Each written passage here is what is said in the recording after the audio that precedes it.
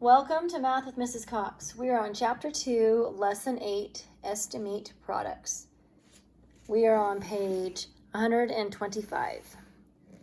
In this chapter, you are learning another strategy on how to multiply. The previous chapter had you use the distributive property to break things up into partial products. Now we're going to use the estimating to help us out. When a problem asks for about, I always like to put a treasure chest around the word about. How many? You can use estimation, rounding, and or compatible numbers. Compatible numbers are numbers in a problem that are easy to compute mentally. Think about it as siblings. I'm sure all of you have siblings who you are compatible with or who you work well together. And then there might be a few siblings who you don't work so well together. Well, our whole goal in this chapter is to find siblings or numbers that work well together. Lesson 1. A pet store has 12 gecko lizards for sale. Each gecko lizard costs $92. About how much money would the store make if it sells all 12 gecko lizards? So we don't have to find an exact number, so let's find some numbers that are easy to work with. We can estimate the product of 92 and 12. One way is round one of the factors. Think it is easier to compute 92 times 10 than it is 92 times 12. So 92, and this is closer, we're going to round that to the nearest 10. Then that would be 0, 2, 1 times 2 is 2, 1 times 9 is 9. So we can find that easily, or we can just look at it and go 92 times 1 is 92 and bring the 0 down, 920. Another way is you can round both factors. So one option, round one factor. Another option, round both factors. So they're going to round both of these factors to the nearest 10. 92 is really close to 90. It's a lot closer to 90 than it is to 100. 12 is closer to 10 than it is to 20. So we're going to put 10. 0 times everything is 0. 1 times 0. 1 times 9. 900. Now the number is not as precise, but it does help us find a good estimate.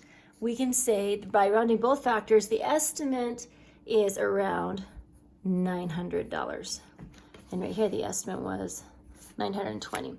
This one's a little more precise because the number's a little more closer to the original numbers, but they just wanted you to understand both ways. All right, let's turn the page to 126. 126. Another way is we can use compatible numbers. So I'm showing you 3 strategies here. You can estimate one factor, you can estimate both factors, or you can use compatible numbers. Compatible numbers are numbers that work well together and they're easy for you to multiply. So let's think about this. This is close to 100. And they want you to use numbers that are easy to multiply, like 110. So we're going to do 110. That's really close to 100. That's really close to 10. And mentally, I can add those up in my head really easily because I can put 1 and then add 1, 2, 3. 1, 2, 3 zeros. See? 3 zeros there. Make sure you have 3 zeros in your answer. By using compatible numbers, the estimate is 1,000, which is pretty close to our other 2 answers. It's not very precise, but using compatible numbers our whole goal is to make sure we find something easy to do in our head. When you use a calculator to multiply 92 times 12, what do you get? 1,104. Feel free to check my math on that. Whether the estimates are all less than or greater than the actual project. Oh, circle. Well, all of our estimates were definitely less than, because we had 900, 920, and then 1,000, so it was less than the actual product. Not as precise, but that's right. Guided practice. We are working here. We are going to estimate by rounding or using compatible numbers. So, by rounding or using compatible numbers. Show how you estimate it. Round both factors. We can round this to a 30 because that's really close to 30. And I'm gonna round that one to 20 because they're easy. It's easy in my head to figure out. So 0 times everything is 0. 2 times 0, 6. So the product is about 600. Now this one they want us to use compatible numbers. So numbers that work well together, that are easy to compute in your head. That's really close to 100. And that's really close to 80. 1 times 8 is 8. Add the zeros. 1, 2, 3. 1, 2, 3. 8,000. So this strategy the book is trying to teach you today is just to help you compute estimates quickly. So you can use rounding both factors or compatible numbers. And make sure you pay attention to your instructions.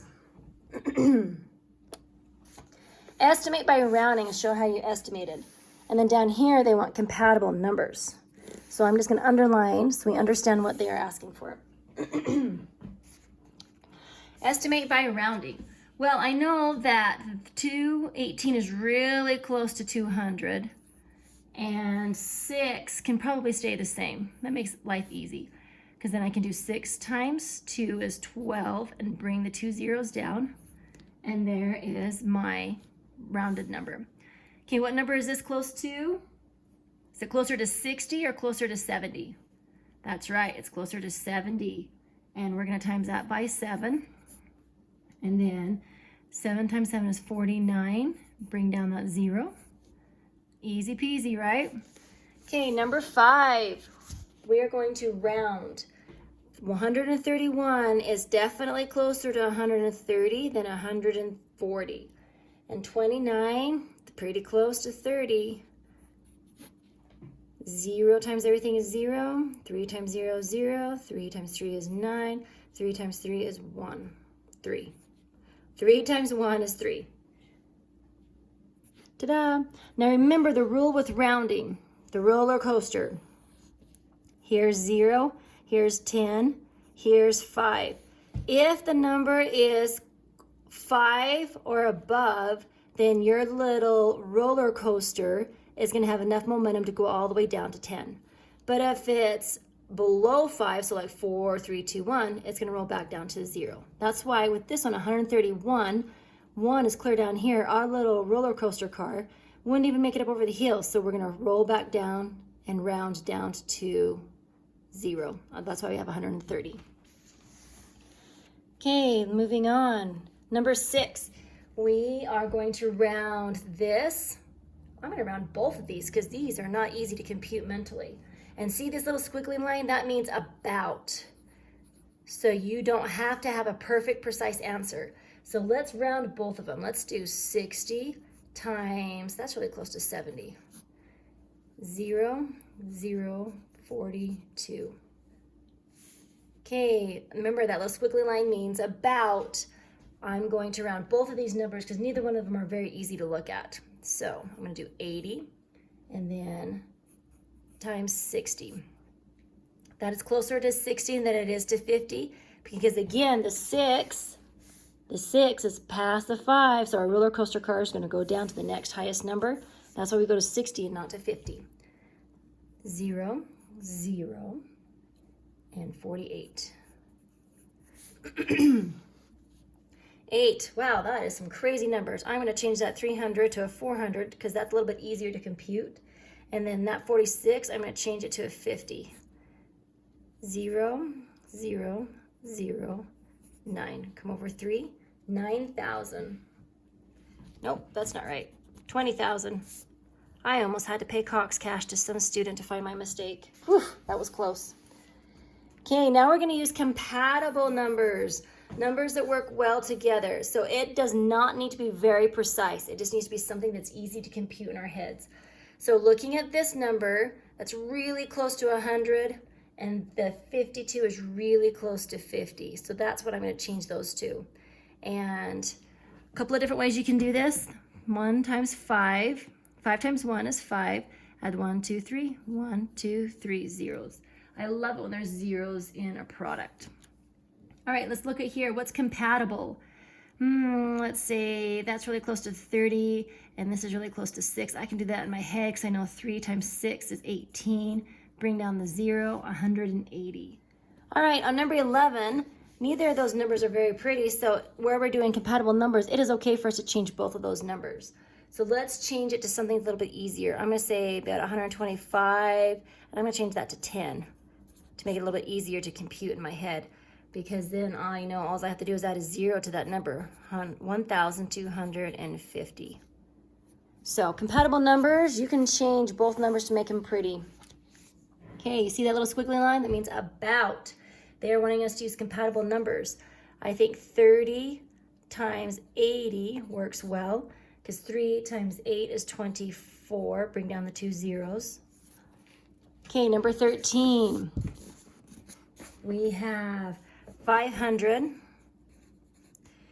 Works really well. And I'm going to say 20 because that 21 isn't playing nice. So 2 times 5 is 10. 1, 2, 3. 1, 2, 3. Add 3 zeros there. Okay, 14. We're going to change that to 700. And going to change that number to 40 because those are easy to compute because 4 times 7 is 28. Add the zeros, 1, 2, 3, 1, 2, 3. The rule of zeros, love it. Okay, we just finished 127, move to 128. The table shows the number of pounds of apples that were harvested each day. Estimate how many pounds of apples were harvested altogether by rounding. Show how you estimated. Okay, so we come over here and we estimate to the nearest 100. 514 is closer to 500 than 600. 487 is definitely closer to 500. 349 though, it's going to be closer to 300. If it was 350, we would put it closer to 400, but it's just underneath that halfway mark, so our roller coaster car is going to slide down to 300. We have 400 here and 400 here. So they want us to estimate make a problem of what it looks like if we add them all together. Okay, we have 2 that are 500. So I'm going to say 2 plus 500 because we are big 5th graders and we can make equations. And then we have only 1 300. And then we have 2 that are 400. Notice I'm doing plus signs on all of these, not multiplication. So if we add all of those together, which is just easy to add right here, 0, 0. 4 plus 4 is 8, 9, 10, 11. 11 plus 5 is 16. 16, 17, 18, 19, 20, 21, 21. So 2,100 pounds. That's a lot of apples. All right, in 1 week, a campground rented 18 cabins at $225 each. Okay, make sure you put a treasure chest around that. How much did they collect and rent all together? Show how you estimated. Well, both of these numbers are kind of squirrely, so I'm going to change both of them so to make it look a little bit prettier. This is really close to 20, and that's not close enough to 300, so I'm going to say 200. So I'm going to say 20 times 200.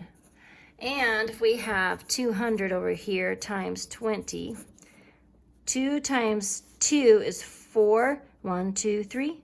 1, 2, 3. We have 3 zeros, so that's going to be, they're going to make about $4,000, estimate about $4,000. All right, number 17. The average weight for a guinea pig is 2 pounds. Oh, they're little. The average weight for a potbelly pig, is 45 times. Okay, times means multiplication, greater than the guinea pig. About how much does an average, how much does an average potbelly pig weigh? Show that you estimated. All right, so is 45 closer to 40 or 50? That's right, it hit the 5 mark, so it's going to go up to the next 10, and so it's going to be 50 times 2. And I can just do that in my head. If I have 50 cents and 50 cents, I know I'm going to have a full dollar. So the answer is going to be, I'm going to estimate about 100 pounds. Okay, brain builders. Use the digits 1, 3, and 4, and 7 to create 2 whole numbers whose product is estimated to be about 600. This one is tricky. So they want you to make a number. So here's our number we're gonna do. We're gonna do 34 times 17 equals 578. And we're gonna explain our method. When this answer is less than 600, and so they wanted to adjust the factor just a little bit to make this number. So they wanted to come up with a problem that the answer was less than 600. Explain your method. Product